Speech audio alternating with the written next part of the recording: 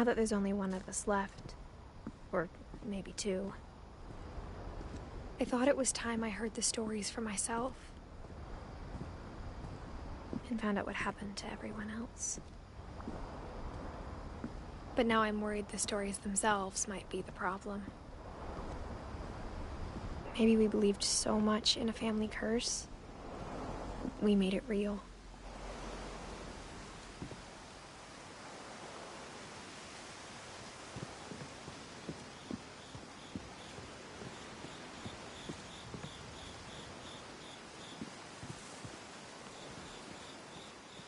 I don't know if I should even be writing this.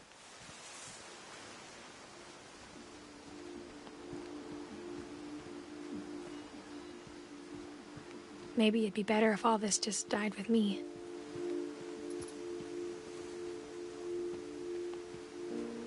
But I thought you should know about your family.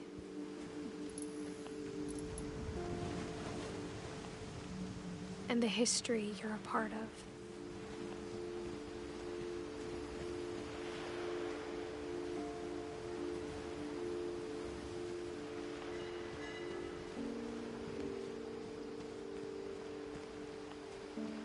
Though to be honest, I feel as lost as you probably do right now. I think the people in these stories believed them, for what that's worth.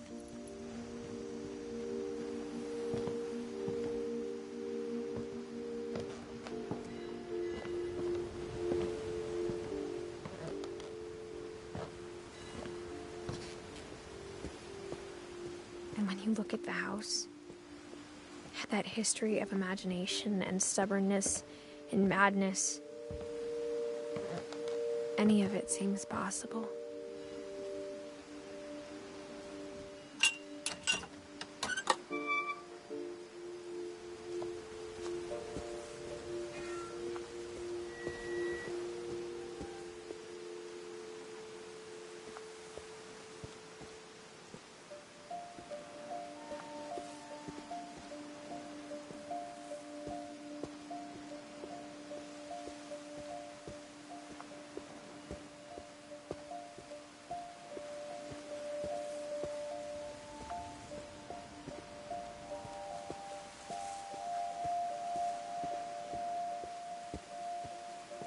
I think we've been surrounded by death for so long, we've just gotten used to it. What kind of family finishes building a cemetery before starting the house?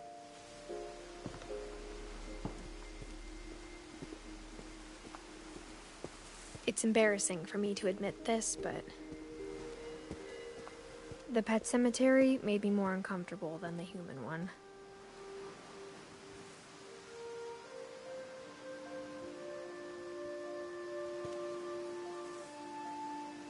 Three of the gerbils were mine, and 2 had been my fault.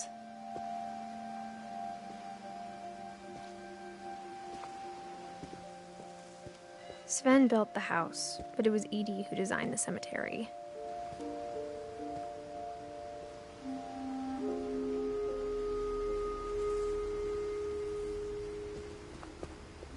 I'm sure Odin's monument had been Edie's idea. My mom was always trying to move on, but for Edie, the past never went away.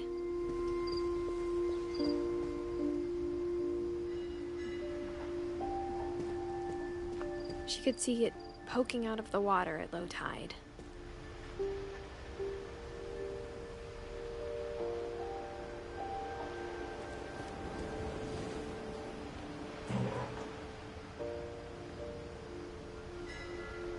Edie said she dreamed about the old house every night.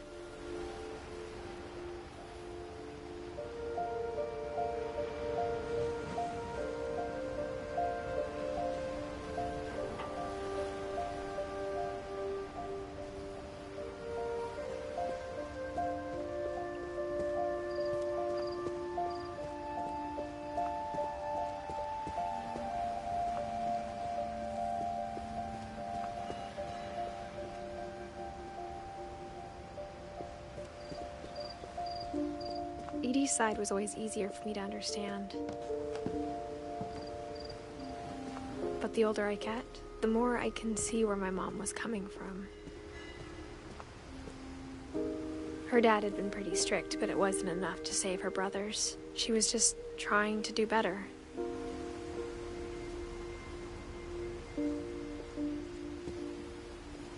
She lost 2 of her brothers, just like I did. I get why she tried so hard to protect us.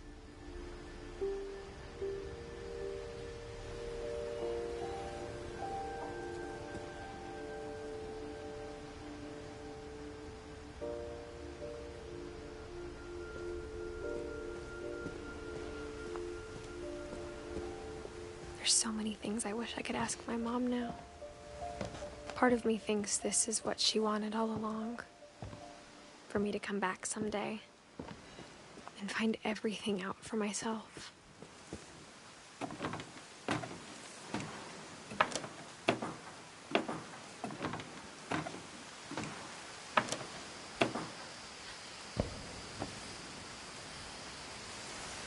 But looking back on it now,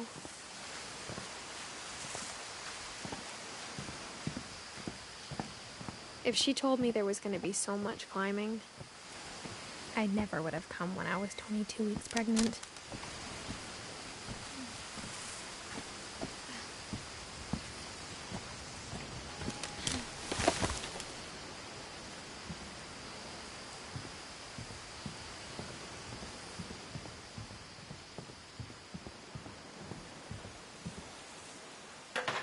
I never met Grandpa Sam, but I think he and my mom had a lot in common.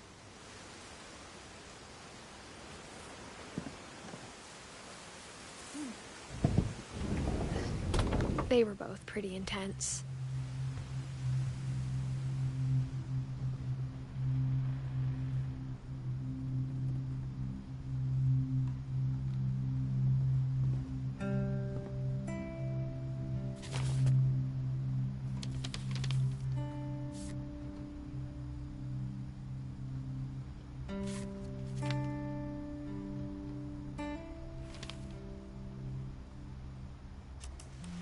Dawn, I promise, you'll never forget this weekend. Yes, sir. These memories are gonna last a lifetime. Mm-hmm. Am I gonna have to shoot anything? It's a hunting trip, Dawn. Shooting is strongly encouraged.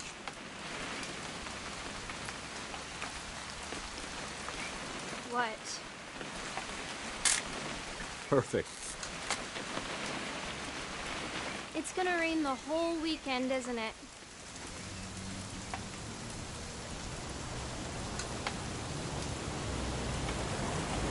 Please just take the damn picture.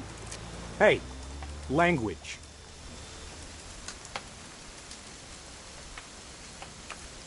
I will never forget this weekend, Dad. That's the spirit. Okay, got it. I'm gonna take some pictures, okay? Just be careful. That camera's older than you are.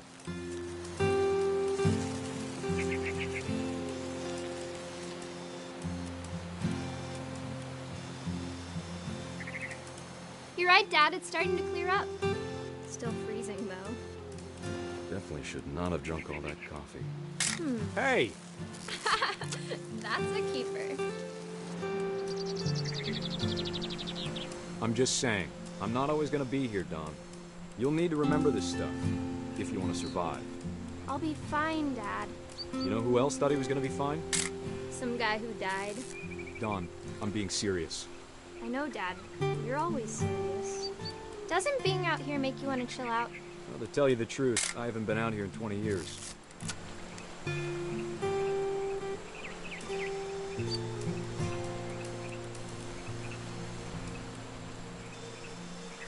Last time I was with my brother Calvin.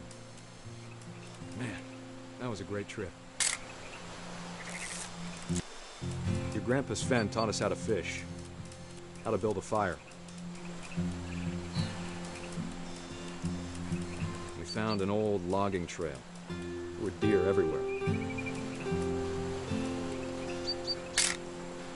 I bet if I could remember where that trail was, we'd spot a buck for you in no time.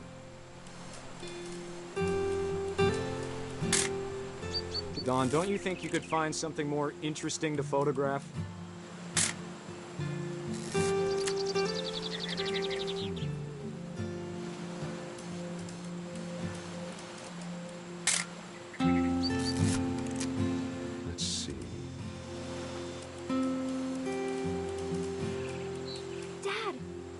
eyes, Dawn.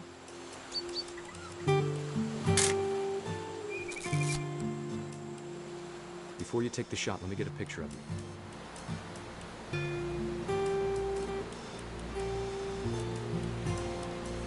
Dad,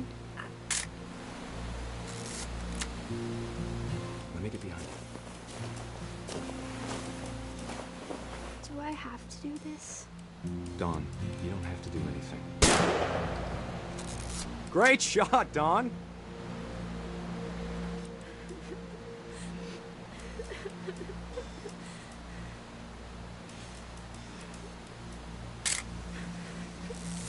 I'm proud of you, Dawn. Always remember that, okay?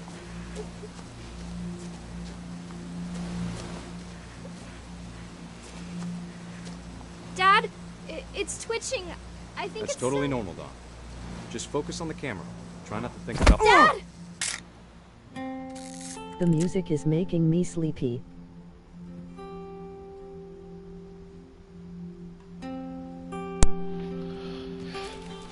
This is kind of making me depressed. of all these stories, that's the one I wish most that my mom had told me.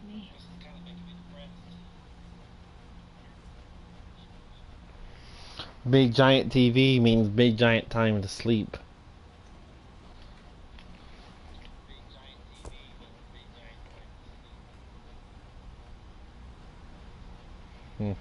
That was Sam depressing. spent his life shooting photos, but Just a Mom little. said he got nervous being in front of the camera. I guess we're all afraid of something. Squirrel! There's a squirrel! There's a squirrel!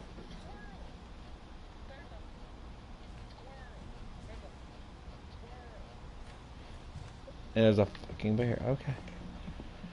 Alright, let's go carry on here. No, not through here. Nothing here. Well, the door Instead is of sealed. hiding from death, Sam seemed to go out of his way to meet it.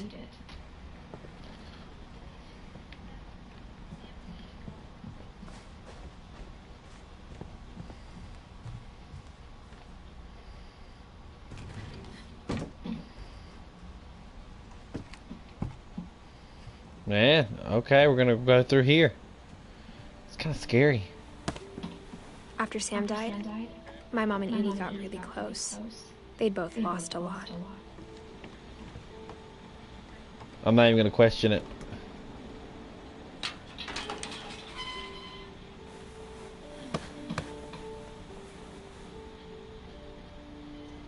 Pac-Man, waka waka waka waka waka waka.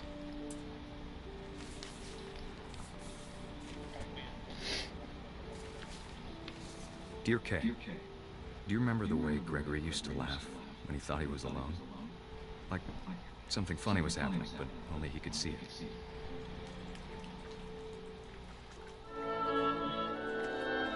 Frog in water, can I drown it? The rest of us don't. Oh yeah. Yep, right there. Right there, frog.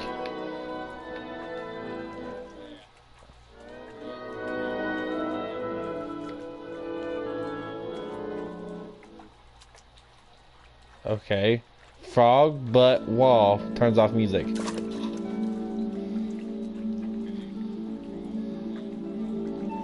The fuck? The force. Watching over Gregory, it's time to... Hold on, sweetie. Man, what happened? Did you get mad in that brief moment?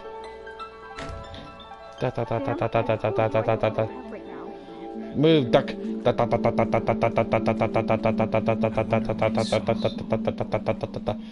Move your feet. Oh, can we get the score in? Can we get the score? Can we get the score from the Ducks? And the crowd goes wild. You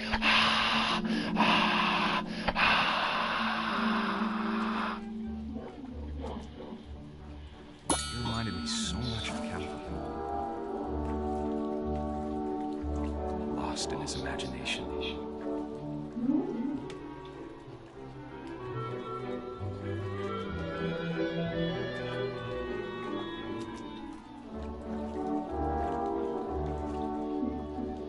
Pew, pew, pew, pew, pew, I'm a frog. Da da da da da.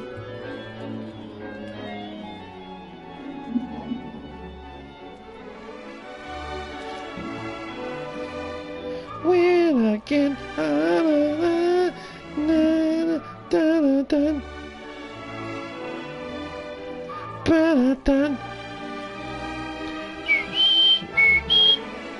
Look at this. Oh, this is so cool.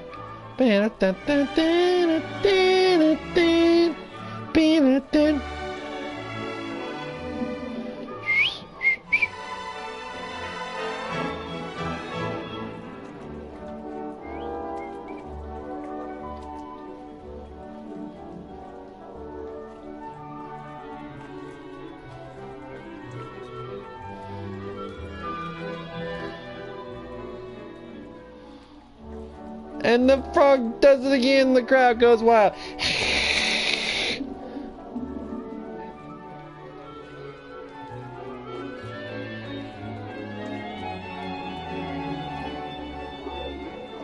My ball.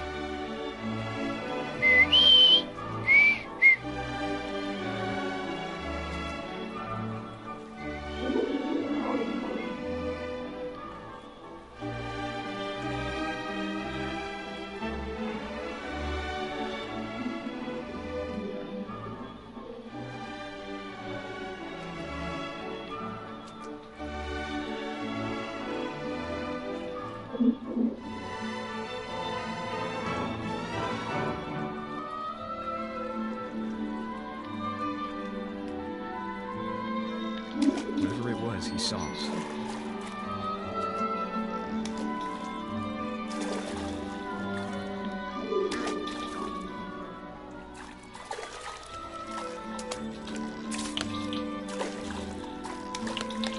Let's get all the words off.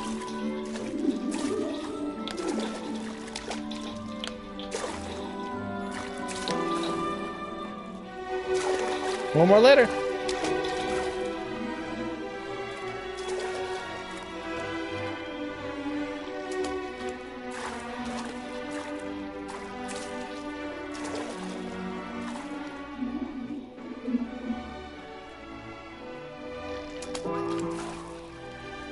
I'm gonna go pass out, this is weird, and the music is putting me to sleep.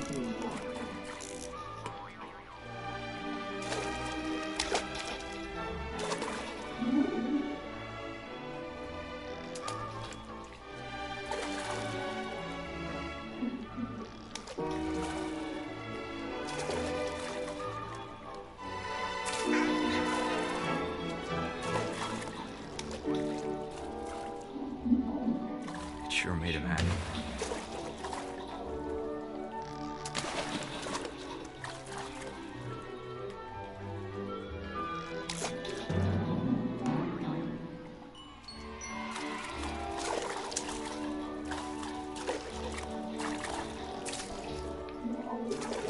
I don't understand the object of this. I know how silly it sounds.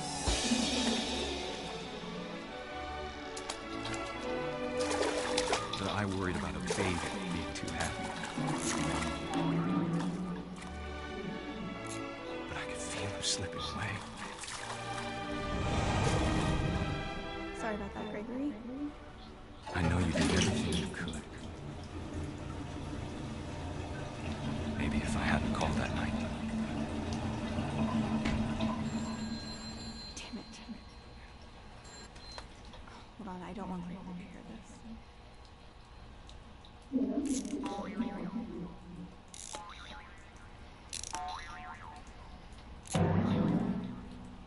I wish he could have told us about the world he saw us.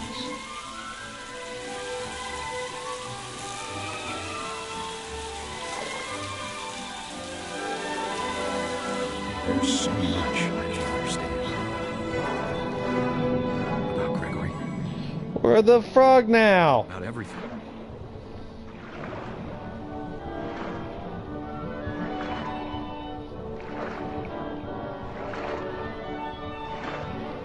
But I know what happened wasn't your fault.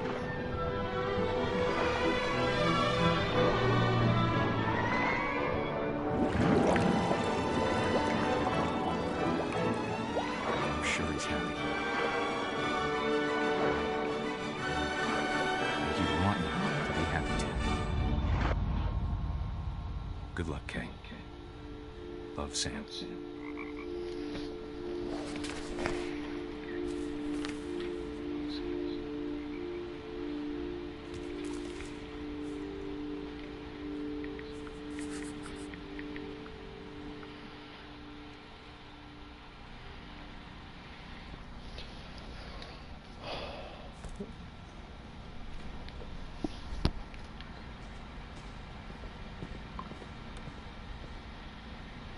I can't imagine my mom ever writing poetry yet.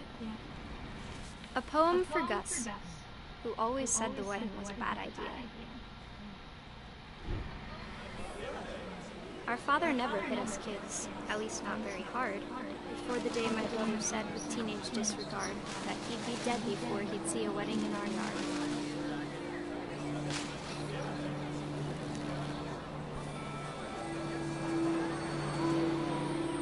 My father made him come, of course, but Gus stood far apart, just flew his kite and bottled up the storm inside his heart.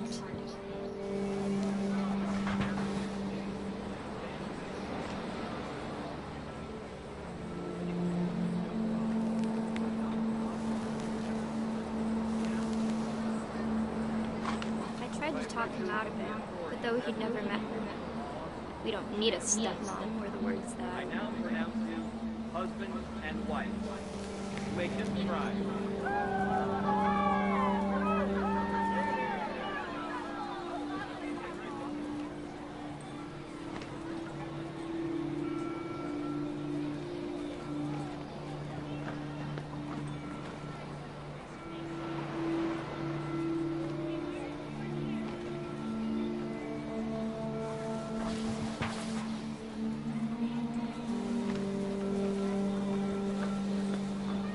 When the time for photos came, Dad ordered him to come here.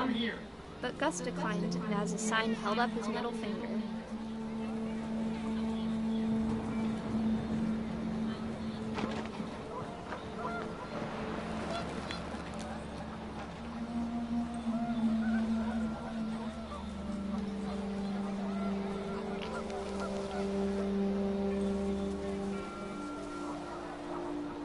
The wind picked up, and panicked geese appeared and quickly went. But all the humans did that day was go inside the tent.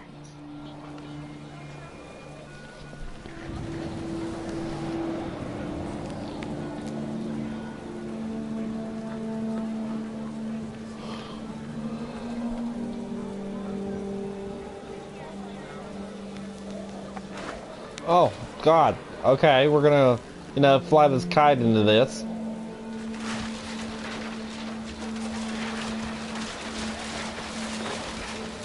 Destruction! But no one seemed afraid that nature might destroy the tent our dad had crudely made.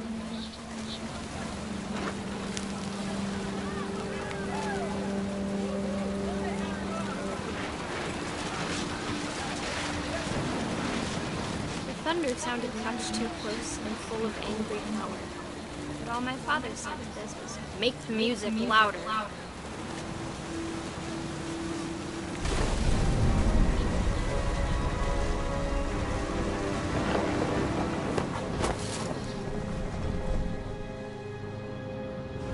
I wish that I could truly say I thought about you on that day. Out there on the beach alone, just you, the wind, the sea, and foam. But I didn't, until we found you.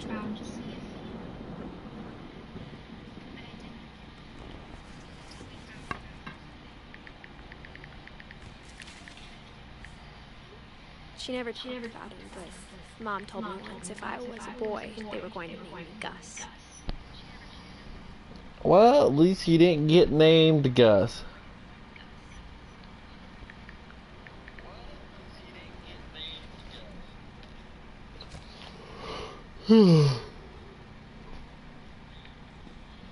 Let's find the other exit door, which I think it's over here. No, rock climb. My mom moved up to the loft after her brothers died. At the time, it was as far away as she could get.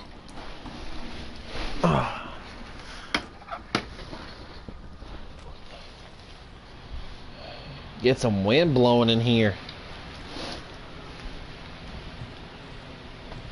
She spent a summer building houses in Calcutta, where she met my dad, Sanjay.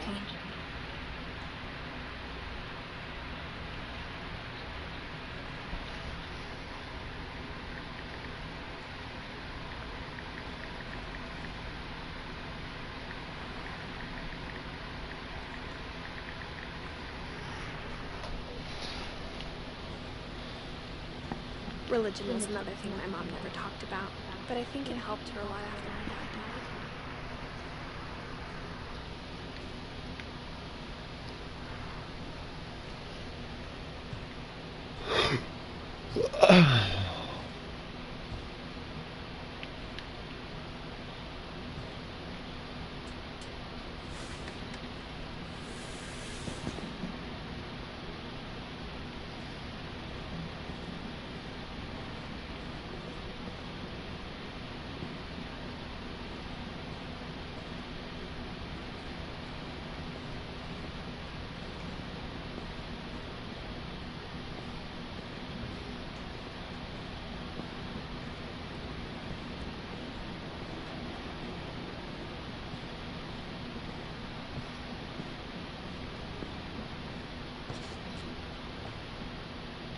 We're missing something here.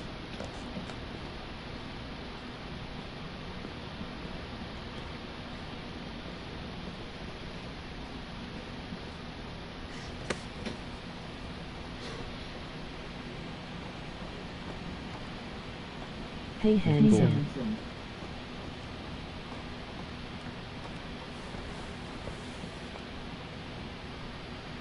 What is up?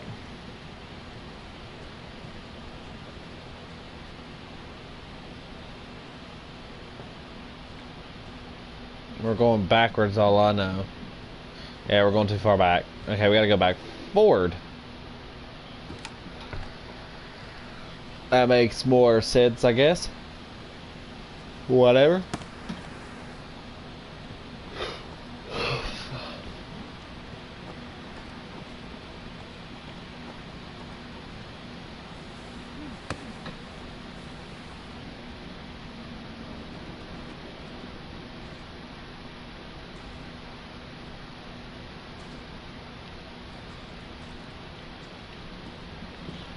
Well, oddly, it saved right there, which I don't understand.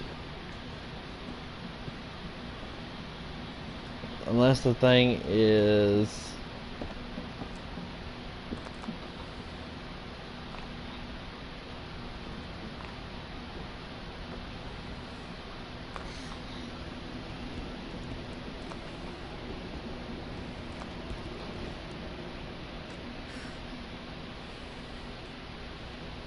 Ah, there it is. Okay. My mom moved to India a week after graduation and got a job teaching English. Lewis was born a year later.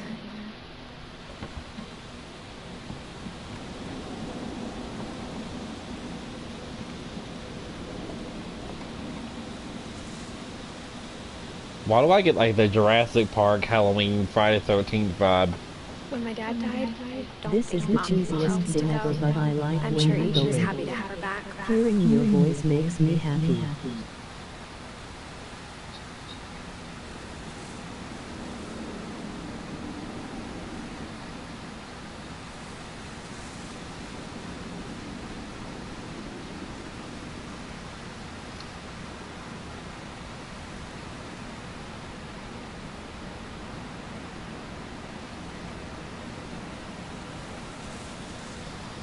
A lot of people like my voice. I hate it. The house had to get a little bigger, but Edie was used to that.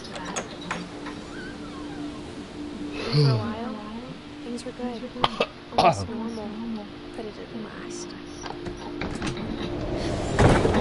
The beginning of the end was Milton's 10th birthday, when Edie gave him a castle.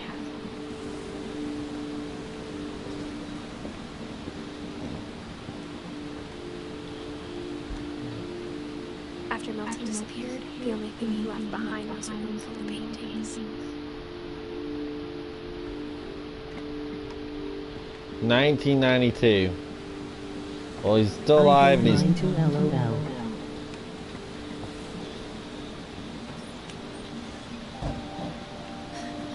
Nobody locked anything around here.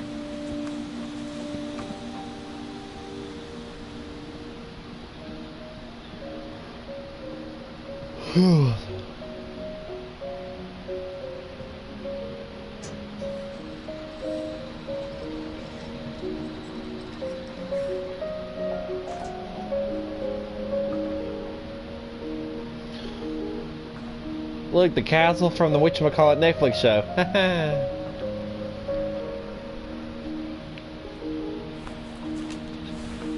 Milton Finch in The Magic Paintbrush.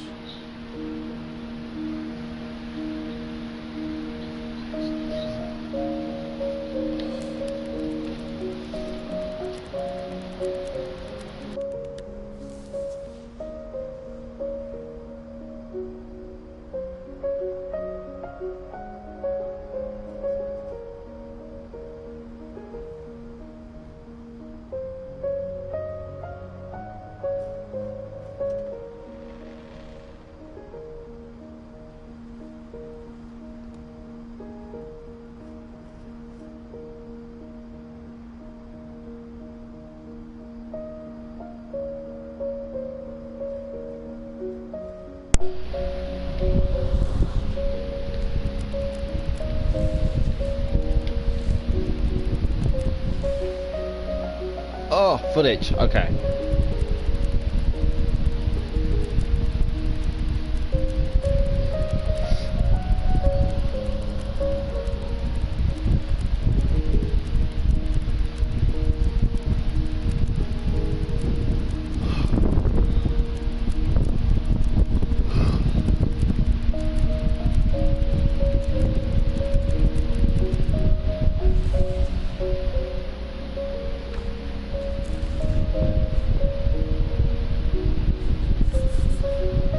I was 4 when Milton disappeared.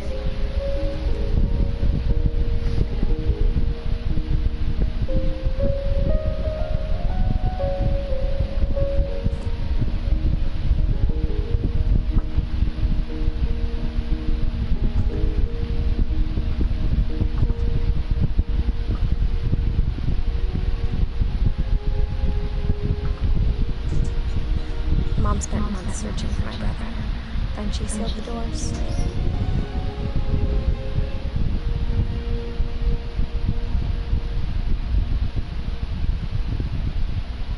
Whatever Milton had found in the house, Mom didn't want it getting out.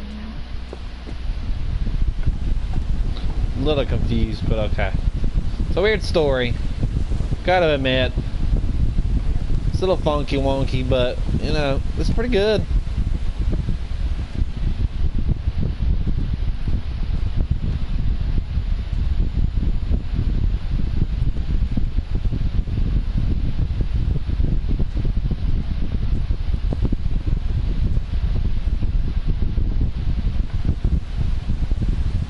Mom definitely blamed Edie, but I think Lewis blamed himself.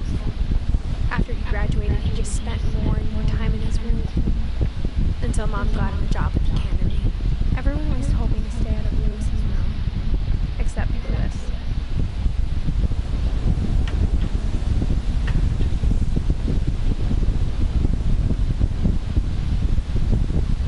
We're almost to the top, guys.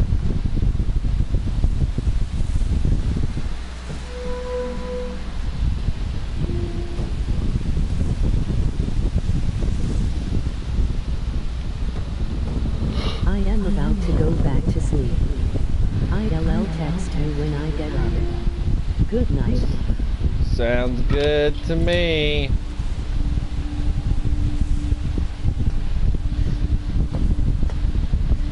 I have no clue what that thing is, but it looks like a bong. Very familiar. That part I put on. Oh, he smoked.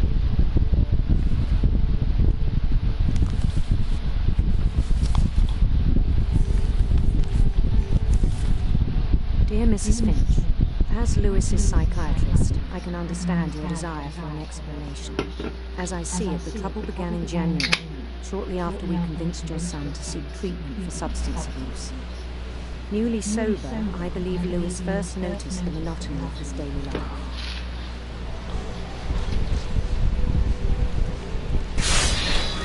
kept working with the cannon. But he withdrew part of himself. In our sessions, I saw the same behavior. His mind began to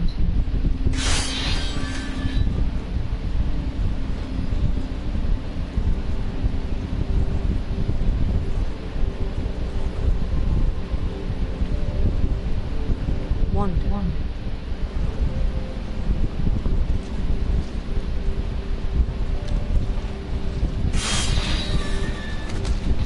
I asked him to describe it. He said he started small.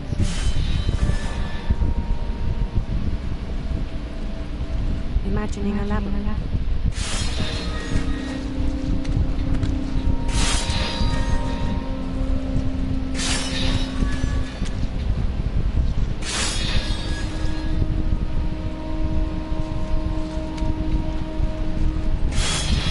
He'd feel his way about. Then something moved. Bats. And toads. And things that have no names.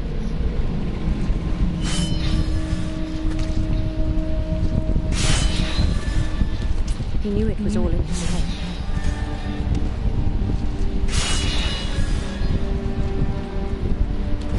He took it very seriously. I had hoped he'd find himself.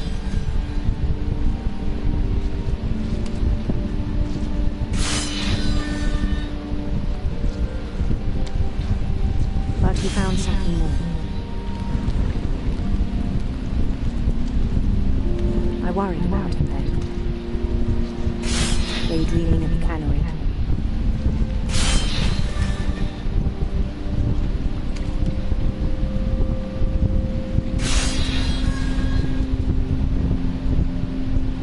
I spoke with his boss. But he said Lewis had become a model employee. Methodical, tireless, focused. Like a whole new Lewis. So I let him go on.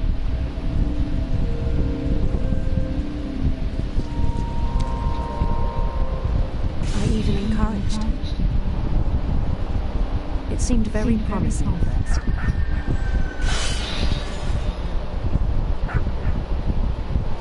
He told me he'd made a new friend.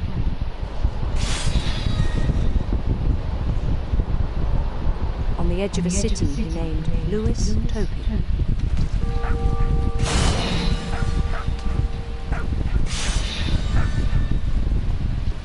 He built the city up slowly, brick by brick.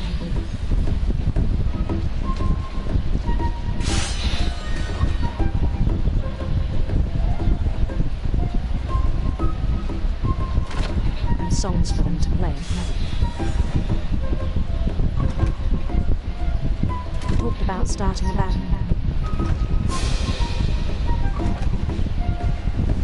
And he was always humming something. Every day his imagination grew stronger.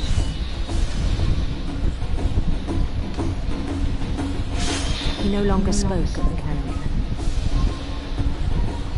But his chopping was as reliable as ever. Then one day it struck him that all the cheering crowds, even the stones under his feet, were all in his imagination.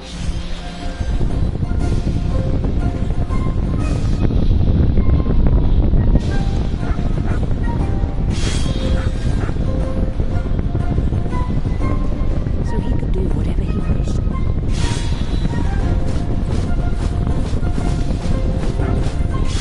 He held an election for mayor. And he won. They begged him to stay, but his mind was already wandering. It became a game for him.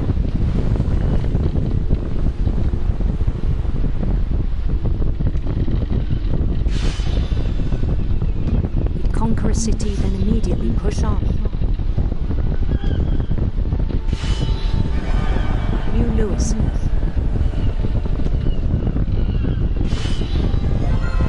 St. Louis.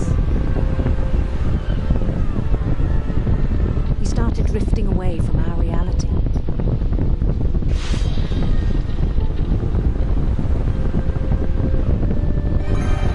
Minneapolis, until one day he forgot to go home from the cannery. Even as his mother pleaded with him, part of Lewis kept sailing on.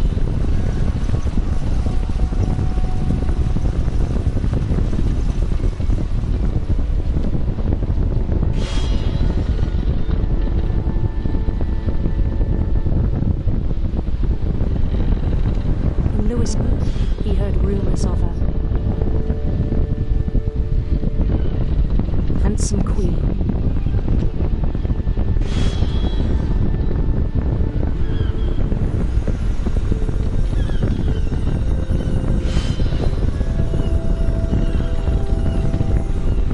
The queen was on her own quest for sinister serpents.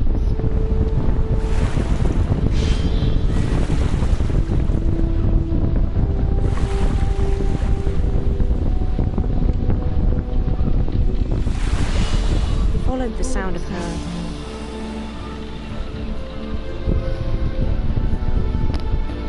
electric sitar.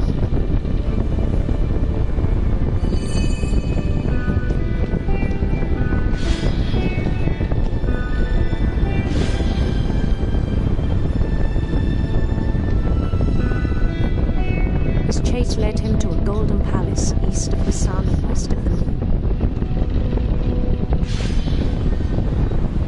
Even then, his logic remained sound.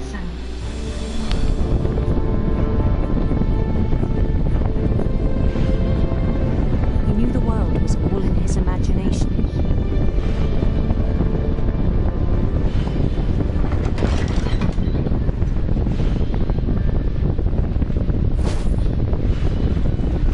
But he was so proud of having created it. In his own eyes, he'd become something greater than a king.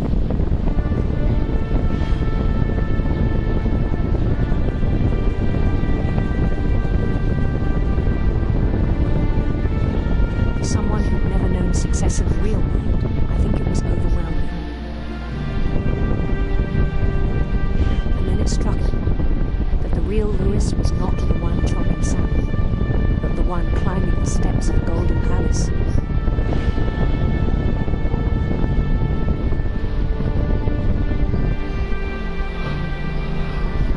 My imagination is as real as my body, he told me. It was hard to argue with him.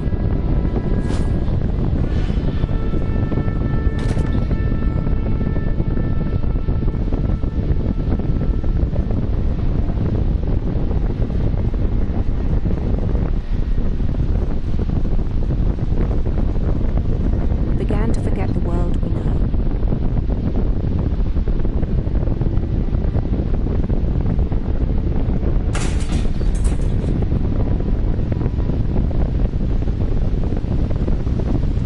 I think it pained him to remember Lewis, the cannery worker.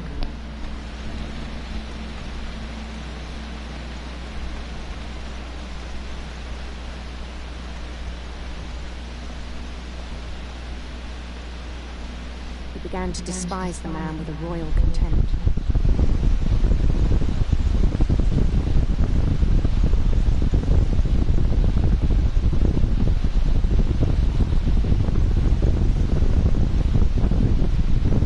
Okay, I'm taking a break right there and calling it a night.